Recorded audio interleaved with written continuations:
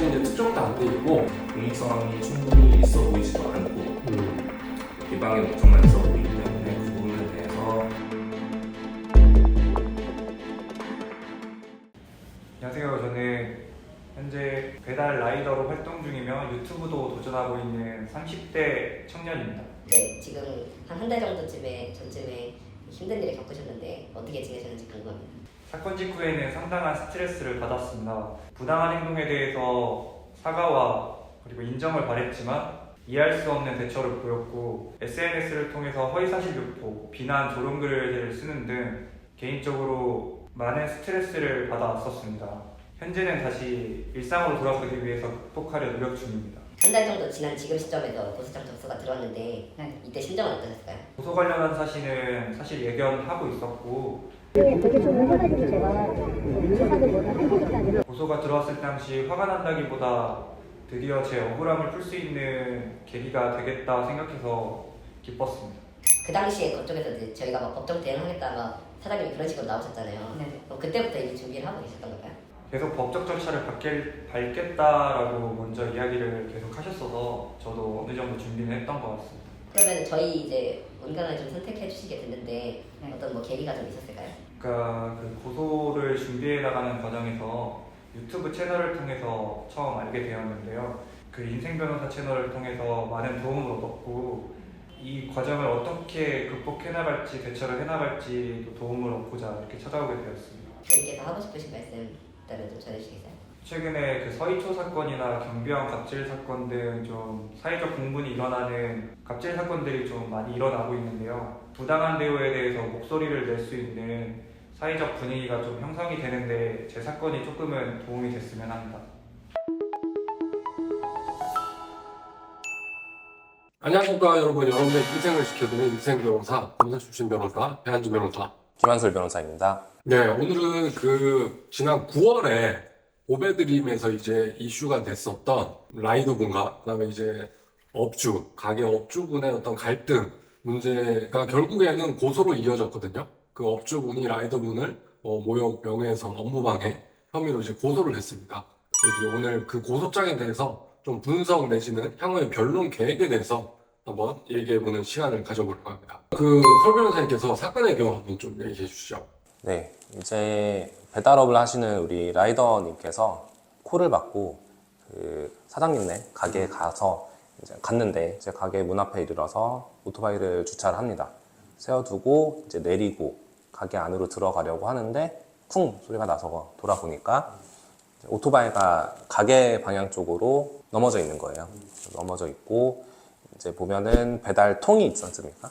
그 통 뚜껑이 조금 열려 있는 상태로 이제 벽에 닿을락 말락 하고 있는 상황이었고 가게 사장님도 소리를 듣고 나왔죠. 나와서 봤는데 그 열려있는 쪽이 파사드라 그러는데 아래까지 내려와 있는 간판 쪽에 좀 다 있는 것처럼 보였고 거기에 보니까 조금 손상된 흔적이 보였습니다. 그래서 그 손상된 흔적을 가리키면서 라이더님께 이거 너가 한 것이냐 라고 하면서 전화번호 달라 배상을 요구하는 듯한 이제 그러한 제스처를 취하셨고 저희 라이더님께서는 봤는데 뚜껑이 뭐 열려있긴 하지만은 닿아있진 않으니까 그리고 이제 그 손상된 부분을 보면은 이미 오래전부터 그렇게 되어 있는 것처럼 보여서 이제 일단은 거부를 했죠.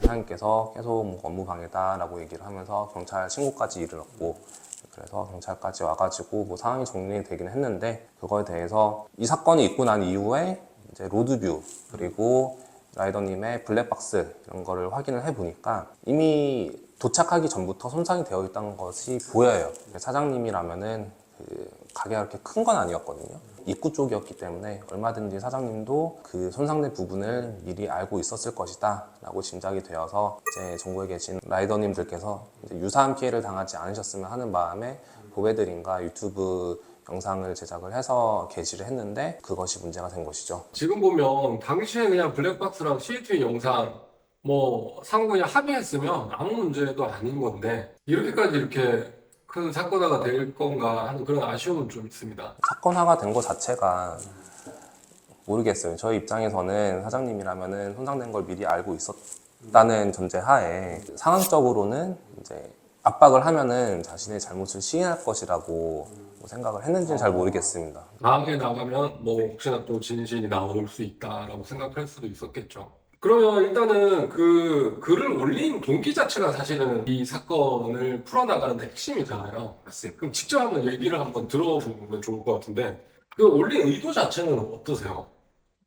네, 저는 음, 이런 그러니까 블랙박스나 증거 자료가 없어서 또 억울하게 피해를 당하는 사례를 동료 라이더분들을 통해서 조금 알고 있었어요.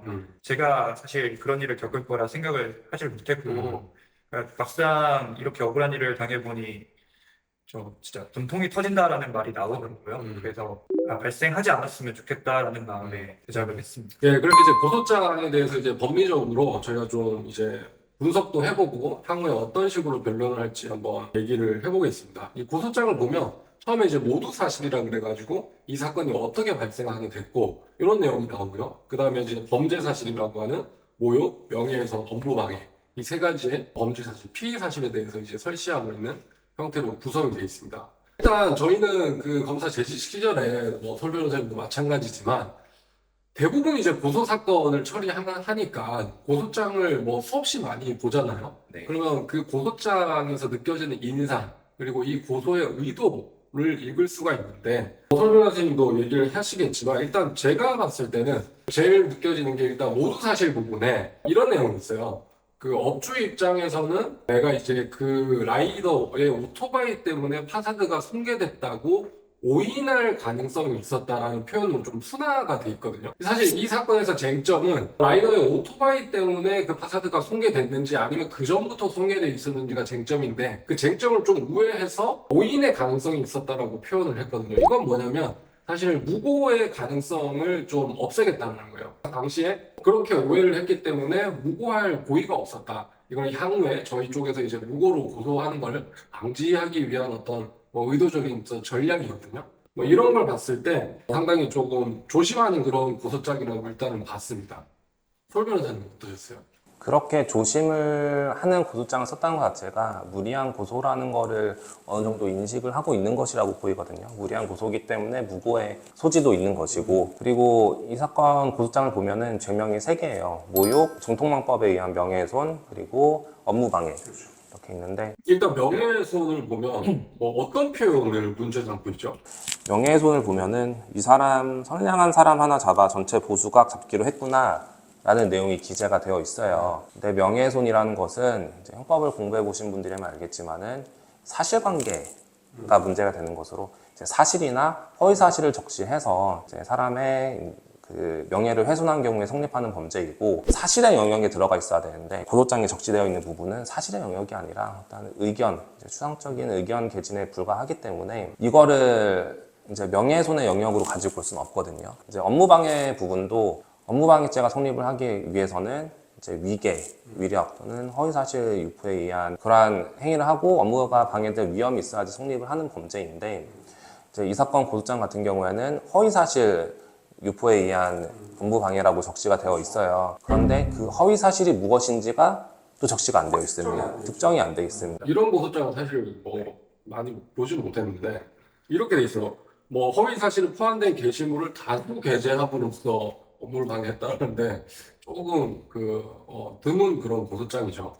그러니까 위와 같이 허위 사실이 포함된 게시물 다수라 그래서 제가 위와 같이라고 하니까 위쪽을 다 살펴봤는데 허위 사실이 없습니다. 법인 측도 작성을 하면서 의뢰인의 뭐 요구에 따랐겠지만은 좀 무리하다는 것을 알고 있었을 테고, 어쨌든 고소가 이루어지면은 이게 무리한 고소든 아니면은 정당한 고소든 간에 피고소인은 피의자 신분을 전하는 조사를 받고 형사소송 절차를 겪게 되기 때문에 저희 라이더에게 좀 고통을 가하려는 목적이 또 있지 않나라고 판단이 되는 부분도 있습니다. 네. 그러니까 좀 부연 설명을 드리면 모욕과 명예훼손이 비슷하지만 다른 점이 2가지가 있거든요. 첫 번째는 명예훼손 같은 경우에는 이제 사실을 적시해야 된다는데 그게 무슨 말이냐면 A는 B다라는 어떤 명제식의 그런 표현을 써야 된다는 거예요. 그래서 뭐 아파트 입주의 회장이 공금을 횡령했다라는 이런 식의 어떤 문장이 구성돼야지 사실이라고 볼 수 있지만, 반면에 모욕이라는 표현은 병멸적인 언사만 하면 되는 거예요. 그냥 뭐 X새끼, 뭐 소새끼 뭐 이런 식으로 그냥 단순히 그냥 경멸적 표현을 하는 거는 모욕에 해당되는 겁니다. 그리고 두 번째 차이점은 특히 사실적 시에 의한 명예훼손은 형법 310조에서 그 위법성 교각 사유를 하나 마련하고 있는데 그게 이제 사실적 시가 오로지 공공의 이익을 위한 경우에는 처벌할 수 없다는 규정을 두고 있지만 모욕죄는 그런 규정이 없어요. 근데 그렇기 때문에 우리 대법원에서는 모욕죄의 경우에는 사회상규에 해당하는 행위로서 이제 정당행위 그 법리를 차용을 해서 위법성을 조각시키고 있거든요. 약간 어려운 얘기지만 그런 차이가 있습니다. 그래서 이제 아까 소 변호사님 얘기하셨듯이 명예훼손이라는 거는 사실의 적시가 있어야 되는데 이 고소인이 지금 주장하는 거는 이 라이너가 그 선량한 사람 하나 잡아서 뭐 전체를 이제 고소받기로 했구나 라는 거는 어떤 그 개인적인 의견인 거잖아요. 라이너의 평가에 불과한 거기 때문에 사실의 적시로 보기는 어렵죠. 그 다음에 이제 업무방해는 이제 소 변호사님 말씀하신 것처럼 허위사실의 적시가 뭐 어떤 부분이 허위사실인지 특정도 안 돼 있고 영상 자체가 일단 블랙박스 영상을 쭉 재생하는 거에 불과하기 때문에 이게 어떤 뭐 허위사실이라고 보기에는 좀 무리가 있다라는 말씀입니다. 자, 그 다음에 사실은 좀 제일 어려운 부분이 이제 모욕이죠. 맞습니다. 제목 중에 강남 악덕업주 갑질 사건이라는 표현이 들어가서 문제가 되지 않습니까? 어떻습니까, 변호사님? 일단은 제가 봤을 때는 이 제목 자체만 보면 좀 일부 모욕적인 언사를 보일 여지가 있거든요. 악덕업주, 갑질 사건, 이건 충분히 모욕적 언사로 평가될 수 있는 단어들이고, 따라서 배 변호사님께서 설명하신 것처럼 모욕죄는 이제 위법성 조각 사유를 법정으로 따로 규정을 해놓지 않았기 때문에 그러한 위와 같은 단어들을 사용한 게 사회상규에 위배되지 않는가 여부를 중점적으로 판단을 해보아야 되고, 우리 사회에서 이제 사람들 간에 다툼이 많지 않습니까? 다툼이 있는 상황에서 일방이 좀 부당한 대우를 받고 그거에 대해서 항의를 하는 차원에서 이제 명예훼손성 발언을 하고, 그런 명예훼손성 발언하는 과정에서 약간의 모욕적 언사가 들어가는 것은 우리 대법원에서 그 정도는 사회상규에 위배되지 않는다라고 판단을 하고 있습니다.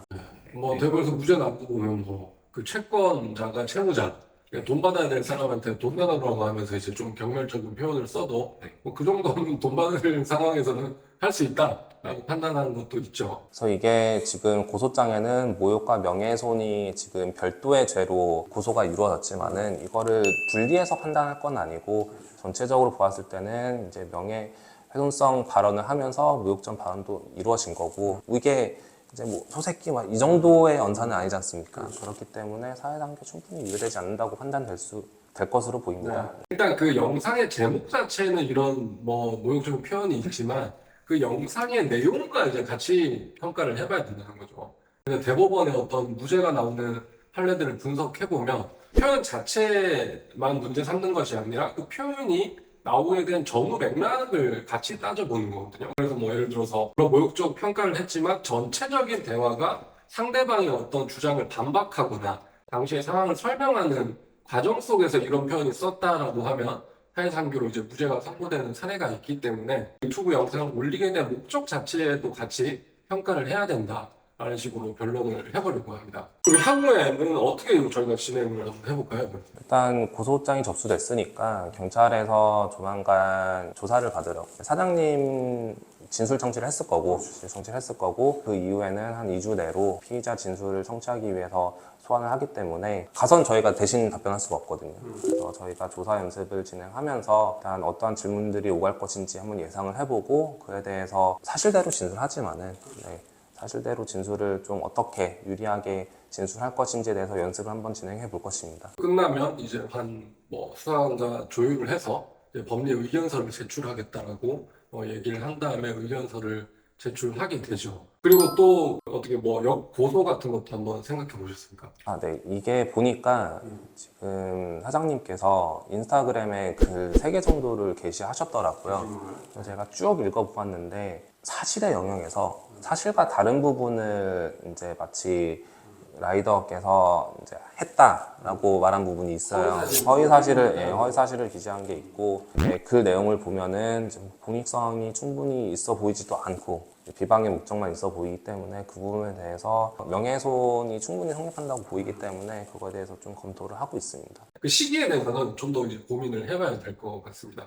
그리고 그 이제 사건 발생일로 며칠 후에 이제 업주분과 라이더분께서 이제 만나서 이제 협의를 하는 상황에서 업주분이 라이더분의 패드를 이제 강탈하는 과정에서 일부 이제 신체적 접촉이 발생을 하거든요. 근데 그 상황을 제가 보니까 패드를 가져갈 사실 뭐 정당한 상황이라고 보긴 어려워서 어떤 유용력 행사에 대해서 충분히 폭행으로 의율이 가능할 것 같다는 생각이 들어서 그런 명예훼손과 폭행 부분에 대해서 언제 고소할지 한번 협의를 해보려고 합니다. 네, 향후에 이제 그 다른 뭐 그 사건 또 진행 사항에 따라서 추가 영상 업로드 해드릴 것이고 관심 있게 지켜봐 주셨으면 좋겠습니다. 오늘 영상 유익하셨다면 좋아요와 구독, 알림 설정까지 부탁드리겠습니다.